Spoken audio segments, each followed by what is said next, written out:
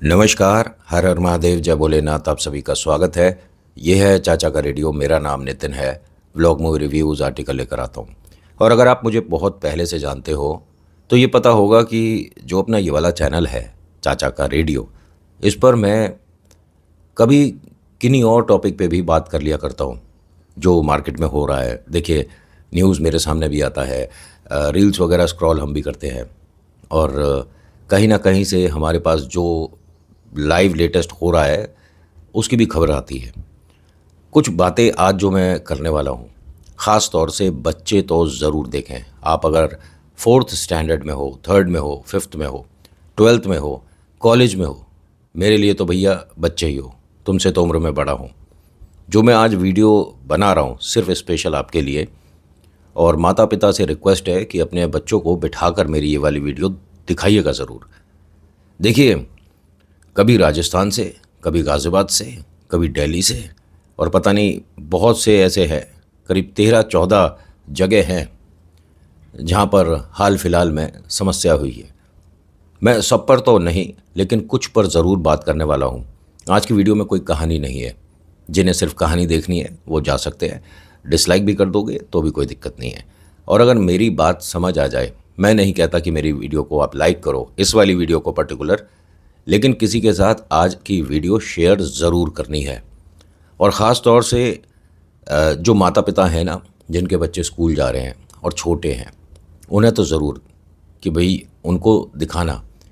ये जिस पर मैं अभी बात कर रहा हूँ, देखिए, मैं बच्ची का नाम नहीं ले रहा, माता पिता का नाम नहीं ले रहा, बस ये बता सकता हूँ कि राजस्थान के आसपास कोई बहुत बड़ा स्कूल है जहाँ पर उस बच्ची के साथ स्कूल में, क्लास में उसे बुली किया जा रहा था। किसी बात को लेकर उसे चिढ़ाया जा रहा था। वो टीचर के पास शिकायत के लिए गई। टीचर ने उस बात पर ज़्यादा ध्यान नहीं दिया। बच्चे आपस में खेलते हैं, बात करते हैं, एक दूसरे से लड़ते हैं, झगड़ते हैं, फिर एक हो जाते हैं। और टीचर के ऊपर मानसिक प्रेशर इतना होता है ना स्कूल से, कि वो बस ये चाहती है कि स्कूल का काम ख़त्म हो और मैं घर चली जाऊँ। कौन से बच्चे को किस बच्चे से क्या परेशानी है, मतलब ही नहीं रहता। और जबकि ये तो कोई बहुत बड़ा स्कूल है, मतलब महंगा है। बड़ा स्कूल वही तो होता है, महंगा है, सुविधाएं बहुत गज़ब की हैं। सुविधा के नाम पे आपसे फ्लोर पर सेफ्टी सिक्योरिटी नहीं हुई, अचार डालोगे इन पैसों का। हमारे तो स्कूल में एसी लग रहा है, तो बिना एसी के कभी पढ़ाई नहीं होती। जब हम पढ़ाई लिखाई करके निकले हैं ना, हमारे स्कूल में तो छोड़िए, हमारे प्रिंसिपल के ऑफिस में भी शायद एसी नहीं था। हाँ, कॉलेज में बाद में आ गया था। लेकिन मैं एक चीज़ बता रहा हूँ, अगर कोई भी टीचर एकदम घर से स्वच्छ मन से आया है, तो बच्चों को पढ़ाना चाहता है, उनके साथ इंटरेक्ट करना चाहता है, उनकी बातों पर ध्यान देना चाहता है, तो इस तरह की प्रॉब्लम नहीं होगी। पहली बात, यहाँ टीचर की गलती नहीं बोल रहा, यहाँ उस स्कूल का एनवायरनमेंट कैसा है, पहली बात तो आप ये देख लीजिए। जो भी बच्चा उस लड़की को, उस बिटिया को चिढ़ा रहा था किसी बात को लेकर, और वो बार बार परेशान हो रही थी, सोचिए इतनी छोटी बच्ची के दिमाग पर कितना बड़ा असर करा कि उसने ये कदम उठाने के लिए मतलब सोचा नहीं। फर्स्ट फ्लोर जाती है, सेकंड फ्लोर पार करती है, थर्ड पार करती है, फोर्थ पे जाके जंप कर जाती है। मैं हर उस स्कूल के principal, teacher, vice principal, chancellor जो भी हैं, उनसे बस एक सवाल करना चाहता हूँ। आपके स्कूल में सिर्फ एक क्लास की बात करी जाए, एक क्लास में 60, 70, 80 बच्चे होते होंगे, है ना? और सबकी फ़ीस भी बहुत ज़ोरदार आती है। सिर्फ एक क्लास है, ये नहीं कह रहा मैं कि फोर्थ क्लास के सारे स्टैंडर्ड 1, 2, 3, 4 जितने भी ABCD, सिर्फ एक क्लास के एक ही ग्रुप के बच्चे जो है, अगर उनके पैसे, उनकी जो फ़ीस आई है सिर्फ एक महीने वाली, उसको आप इकट्ठा करके सेफ्टी के लिए, सिक्योरिटी के लिए हर फ्लोर को सिक्योर कर दें, तो भी पैसे बच जाएंगे। इन पैसों को बोरी में भर के छाती पे लेकर जाओगे। मेरे ख्याल से जब आदमी गुजर जाता है ना, तो साथ में पैसा ले जाने का भी सुविधा है नहीं। इन पैसों को धर के चाटोगे। शब्द मेरे आज ख़राब होंगे, होते रहे, मुझे फ़र्क नहीं, आप ज़्यादा से ज़्यादा डिसलाइक कर दोगे। किसी भी स्कूल में, किसी भी कॉलेज में रैगिंग कभी एक्सेप्टेबल है नहीं। जो कर रहा है उसे इस बात को, किसी को चिढ़ाकर थोड़ी सी देर के लिए मज़ा आ सकता है, थोड़ी सी देर के लिए उसे हंसी आ सकती है, लेकिन बाद में इतना भयानक और इतना बड़ा कोई कदम उठा लेगा, मतलब सोच भी नहीं सकते। दिल्ली का एक मुझे केस याद आ रहा है, बहुत समय पहला। एक कोई लड़की थी जिसने कहा फेसबुक पे फ़ोटो डाल के कि इस आदमी ने मेरे से बदतमीजी करी है, मुझे छेड़ा है, मुझे कमेंट उल्टे सीधे पास करे हैं। उस लड़के का भविष्य बिगड़ गया, ऑफिस से निकाल दिया गया, मानसिक स्थिति उसकी ख़राब हो गई। बाद में पता चला लड़की मजाक कर रही थी, ऐसा लड़के ने कुछ किया ही नहीं था। उसकी ज़िंदगी बद से बदतर हो गई थी। लड़के के नाम पर ट्विटर पे, इंस्टा पे और पता नहीं कहाँ कहाँ सब लोग उल्टी सीधी बातें बोल रहे थे, तेरी माँ ऐसी, तेरी बहन ऐसी। और उस लड़के को पता भी नहीं, वो तो बस लाल बत्ती पे जैसे सब रुके थे ऐसे रुका हुआ था। उसे नहीं पता कि बराबर में ऑटो में बैठी लड़की ने कब उसकी फ़ोटो खींच ली और अपलोड कर दी और पुलिस ने पकड़ लिया। मैं ज़्यादा देखिए गहराई पर आया तो हिंदुस्तान की खूबसूरती बहुत खूबसूरत तरीके से दिखा सकता हूँ। हिंदुस्तान की खूबसूरती में एक बड़ी बात है, यहाँ लोगों के मन में से ना डर खत्म हो गया है। आप अपनी तुलना विदेश से करते हो, कभी आप अमेरिका से करते हो, कभी आप किसी से, कभी किसी से। उनका जो इंफ्रास्ट्रक्चर है उसके लेवल का, अब जापान से बहुत compete करने लग जाते हैं, कभी चाइना से। मैं जब गया था ना तो आप यकीन नहीं मानोगे, कूड़ा ढूंढने से नहीं मिले वहाँ। मैंने उनके शॉप्स देखा, मैंने मतलब ऐसी भी शॉप देखी, उसका नाम भूल रहा हूँ भाई साहब, वहाँ कोई काउंटर पे आदमी है ही नहीं। आप अपने आप जाओगे, अपने आप उस चीज़ को देखोगे, अपने आप स्कैन करोगे, पैसे दोगे, चले जाओ। विश्वास, यहाँ छोड़कर देखो हिंदुस्तान में कुछ घंटे के लिए अपनी दुकान को खाली, कब शिफ्ट कर देंगे समझ नहीं आएगा। मैं कोई कंपेयर नहीं कर रहा हूँ ये तो, लेकिन डर होना चाहिए। अगर डर नहीं होगा तो वो जो गाज़ियाबाद में कोई जगह है, राजनगर एक्सटेंशन में, कितने साल की बच्ची थी अभी, मतलब इस विषय में बात करते में ना ज़ुबान लड़खड़ाती है। मैं अगर कोई गवर्नमेंट का अधिकारी जो इससे रिलेटेड कुछ कर सकता है, कोई इंस्पेक्टर साहब, कोई आईपीएस, कोई आईएएस, कोई भी अगर ये वीडियो देख रहे हैं तो आपसे ना एक रिक्वेस्ट है कि इस मामले में ना एक एग्जाम्पल सेट करने के लिए कुछ तो बड़ा करिए। एक वो इंस्पेक्टर साहब हैं जिनकी राखी बंधी थी यहाँ से यहाँ तक, याद है? उनको उनके जॉब से निकाल दिया क्योंकि उन्होंने तत्काल प्रभाव से उस बेटी को न्याय दिलवा दिया। मैं कहीं की बात कहीं जोड़ नहीं रहा हूँ, कुछ खूबसूरती बता रहा हूँ। हमारे हिंदुस्तान में ही बहुत खूबसूरत अपनी नौकरी को करने वाले खूबसूरत इंसान हैं, बट उनकी खूबसूरती हम सबके सामने ज़्यादा देर आ नहीं पाती क्योंकि उन्हें निकाल दिया जाता है। बहुत सारे ऐसे नेता हैं, बहुत मतलब गिनती नहीं है, जिनका अगर पढ़ाई लेवल देखा जाए तो भाई साहब किसी भी लेवल का है नहीं, कोई 8वीं पास, कोई 7वीं पास। और उनके घर चले जाओ, आप जो सोचते होगे ना कि सपने में कभी मेहनत करके वो गाड़ी खरीदेंगे, वो उनके घर के बाहर खड़ी होगी। कभी ऐसा घर बनाएंगे उससे बेहतरीन बना हुआ है। दिल्ली के साहब को आप जानते ही हो, शीश महल बना दिया। और जो कह रहे थे मैं छोटी गाड़ी में ही कंफर्टेबल हूँ, बड़ी कभी लूँगा नहीं, और क्या नहीं था जो लिया नहीं, सभी कुछ। खैर ये तो फितरत है इंसान की। बात आएगी दोबारा से घूमकर सेफ्टी और सिक्योरिटी को लेकर।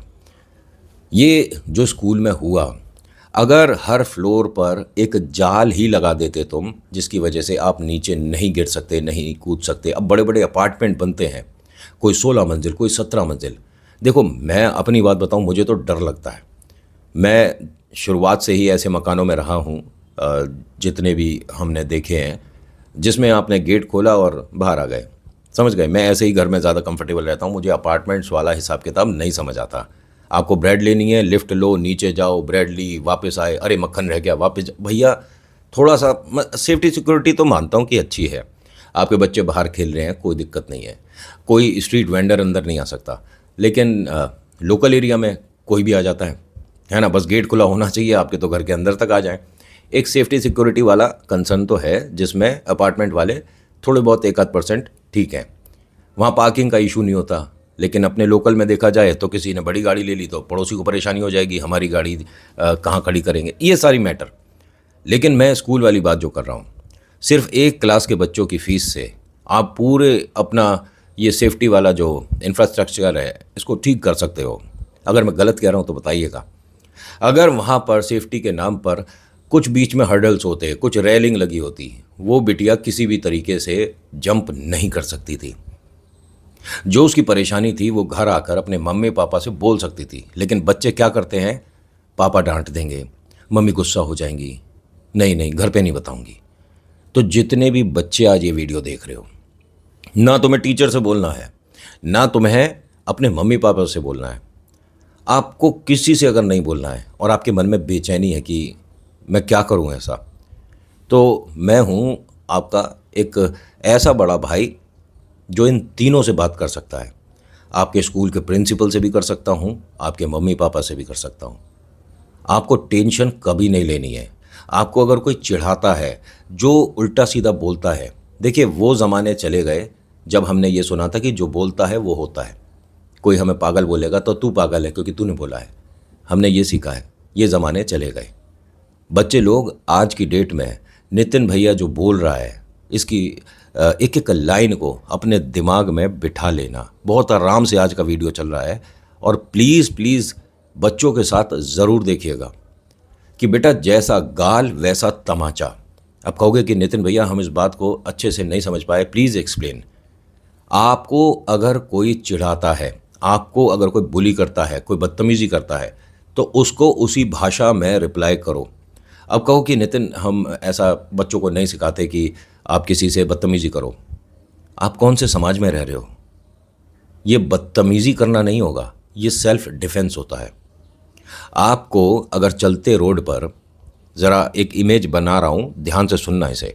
आप चल रहे हो, आपकी वाइफ चल रही है, आपकी बिटिया चल रही है, एक बेटा चल रहा है। आप चारों जने किसी रेस्टोरेंट से खाना खाकर पैदल पैदल चल रहे हो।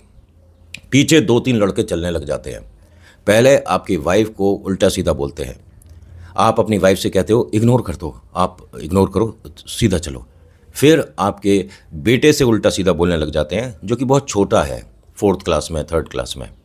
फिर उसके बाद आपकी बेटी को बोलते हैं। कब तक सुनोगे और कब तक बेटा कोई बात नहीं आगे चलो। पलट कर थप्पड़ मारना जिस दिन सीख गए, उस दिन ऐसे लोगों के मुंह से ये जो ऊट पटांग कमेंटबाजी होती है ये बंद हो जाएगी।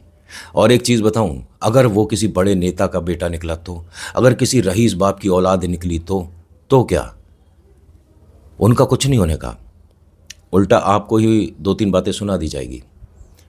वो कौन सी गाड़ी से 2 इंजीनियर बच्चे कुचले थे और ऐसे लिखकर कोई चला गया था। हिंदुस्तान की खूबसूरती है। मुझे कोई दिक्कत नहीं है कहीं मुझे आप मैसेज करो कि किसी और देश चला जा, तुझे यहाँ अगर दिक्कत है। भाई हमारा देश है, मैं यहाँ रहता हूँ, मुझे बड़ा प्यारा लगता है। लेकिन इस प्यारे से देश में ये जो अजीब अजीब समाचार सामने आते हैं, इससे ये लगता है कि हम अपने आप को कंपेयर तो किससे कर रहे हैं और हो क्या रहा है। कंपैरिजन में मुझे याद आया, ये एथेनॉल करके जो बहुत न्यूज़ आ रही है। मेरे पास भी गाड़ी है, गाड़ियाँ हैं, ठीक है, उनमें जो एक पेट्रोल वाली है उसकी बता रहा हूँ। मैंने पेट्रोल के लिए वो ढक्कन खोला और बहुत कम ही चांस होता है कि मैं गाड़ी से उतर कर बाहर गया हूँ। भाई ढक्कन खोल दिया, डल गया पेट्रोल, चले गए। लेकिन कुछ दिन पहले की बात बता रहा हूँ मैं आपको। रात 1-1:30 बजे का समय था, कहीं से मैं आ रहा था, पेट्रोल डलवाने के लिए गाड़ी से उतर गए और मैं बहुत लंबी ड्राइव करके आ रहा था। 300-350 किलोमीटर चलाया था, तो थोड़ा बाहर उतर कर कमर स्ट्रेच कर रहे थे। मैंने भैया टंकी फुल करो, जैसे ही उसने खोला पीछे हट गया। मैंने क्या हो गया भाई? कह रहा भैया चींटियाँ हट जाएं। फिर उसके बाद मैंने चींटियाँ, चींटियों के इतने गुच्छे, और कोई सस्ती वाली गाड़ी नहीं है, ठीक ठाक हिसाब किताब वाली गाड़ी है। मैंने कहा यार ये क्या है। मैंने उसकी फ़ोटो खींची, उसका वीडियो बनाया छोटा सा कि मैं अपनी कंपनी में, जिस कंपनी की गाड़ी है उससे सुबह बात करूँगा। मैंने उन्हें सुबह वो भेज कर बात करा तो उन्होंने कहा नितिन आप ये जो हमें दिखाया है ना, ये तो देखो होना है, लेकिन टेंशन मत लीजिए, आपका इंजन कंपैटिबल है और इस ब्रांड की गाड़ियाँ 10 साल पहले से इस फ्यूल के लिए अपना इंजन रिफाइंड कर चुकी है। मैंने कहा इंजन तो रिफाइंड हो गया, चींटियों को कौन रिफाइंड करेगा? मेरे घर के अंदर गाड़ी खड़ी होती है, इस पर गलती से किसी ने कपड़ा रख दिया, घर में किसी ने भी भाई गाड़ी पे कपड़ा वगैरह रख दिया, उससे चींटियाँ घर में आ गई या चींटियाँ गाड़ी के अंदर ही आ गई हैं, तब क्या होगा? इंजन आप कह रहे हो कि नहीं कंपैटिबल है, और अगर नहीं हुआ, इंश्योरेंस कंपनियां तो हाथ खड़े कर चुकी हैं, पेट्रोल पंप पे बड़े बड़े होर्डिंग लग गए हैं, बड़े बड़े नोटिस लग गए हैं कि भाई साहब इससे रिलेटेड आपकी गाड़ी में कोई इशू आया तो हम जिम्मेदार नहीं हैं। ये हो क्या रहा है? मतलब अगर आपको एक्सपेरिमेंट ही करना है तो ये जो नेताजी हैं इनकी गाड़ियों में करना चाहिए। 100-200 गाड़ी खरीदो, उस पर एक्सपेरिमेंट करो। अब ये थोड़ी ना होता है कि चलो पहले मार्केट में लॉन्च कर देते हैं, देखते हैं क्या आ रहा। अरे देखते हैं। मैं अगर अपनी गाड़ी की बात करूं, मैं सबकी बात तो नहीं कर रहा, मैंने बहुत मेहनत से बहुत पैसे जोड़ के गाड़ी खरीदी। आज वो कबाड़ के हिसाब से हो जाए अगर, और मैंने एग्जाम्पल के तौर पे 30 लाख की गाड़ी खरीदी, अब वो अगर ठीक होगी, बढ़िया कंडीशन की होगी तो 20-22 की बिक जाएगी, 25 की बिक जाएगी 2-1 साल बाद। लेकिन अगर यही हाल रहा और गाड़ी ने परफॉर्मेंस अच्छा बंद कर दिया देना, गाड़ी में इशू आ गए, प्रॉब्लम आ गई, तो 5 की भी नहीं बिकेगी। तो ये जो 25 लाख का ड्रॉप हुआ, सरकार थोड़ी ना दे रही है पैसे, मेहनत तो मैं कर रहा हूँ, कमा मैं रहा हूँ, जोड़ मैं रहा हूँ। और ये एथनॉल बनाने से पहले या बात हो रही थी तो कोई ये कहा जा रहा था कि ये नेचर के लिए बहुत ज़्यादा फ्रेंडली है और इससे आपको पॉल्यूशन, जो एयर पॉल्यूशन है वो काफ़ी हद तक कम हो जाएगा। अगर ऐसी बात है कि पॉल्यूशन कम हो जाएगा तो मुझे ये नहीं समझ आ रहा कि जहाँ पर ये फैक्ट्री है उसके पेड़ों पर वो जो चमक होती है पत्तों पे, वो हटकर एक सूखी राख जैसी कैसे हो रही है। वहाँ के लोग सांस लेने में अब कंफर्टेबल महसूस नहीं हो रहे। वहाँ जो गांव है वहाँ आप पानी को कुछ देर के लिए अगर छोड़ दो गिलास में करके तो उस पर एक लेयर बन रही है। अगर इतना ही एनवायरनमेंट फ्रेंडली है एथनॉल, तो बड़े बड़े जितने भी नेता हैं इन सबको यहाँ पर बंगले बनवा कर रहना शुरू हो जाना चाहिए। मेरे हिसाब से बड़े बड़े यहाँ पर इंडस्ट्रियलिस्ट को आना चाहिए, वो रहें। बड़े बड़े पैसे वाले जो लोग हैं उनको यहाँ पर कहो, और ये जो गांव है इनको कहीं और शिफ्ट कर दो, क्योंकि पर्यावरण के हिसाब से एथनॉल का प्रोडक्टिविटी करते में कोई पोल्यूशन नहीं हो रहा। अच्छा, खैर मैं कहीं की बात कहीं चली जाएगी, लेकिन वो कंपैरिजन वाली बात आई थी इसीलिए मैंने ये बात करी। मेरी बात अगर आपको हल्की सी भी आज ठीक लग रही हो तो प्लीज़ शेयर करिएगा। एक छोटी सी रिक्वेस्ट है, ये जो मैंने गाज़ियाबाद वाला देखा भाई, राजनगर एक्सटेंशन में किसी बच्ची के साथ कोई दुष्कर्म हुआ है, जिसने किया है उसे चौराहे पर खड़ा करके मार क्यों नहीं देते हैं? उसे कब तक रख कर दाल चावल खिलाओगे और कितने दिन रखोगे? आप उसे छोड़ दोगे फिर वो यही काम करेगा। जब तक एग्जाम्पल सेट भयानक वाले नहीं होंगे तब तक डर पैदा नहीं होगा। और इंसान को डरा कर बहुत से लोग हैं जो अपनी दुकानें चलाते हैं, तो आप सरकार तो चला ही सकते हो। आज की बातों में बस इतना ही। कैसी लगी बताना ज़रूर। So thank you so much for watching. मेरा नाम नितिन। मुलाकात करूँगा एक नेक्स्ट वीडियो में। हर हर महादेव, जय भोलेनाथ। धन्यवाद।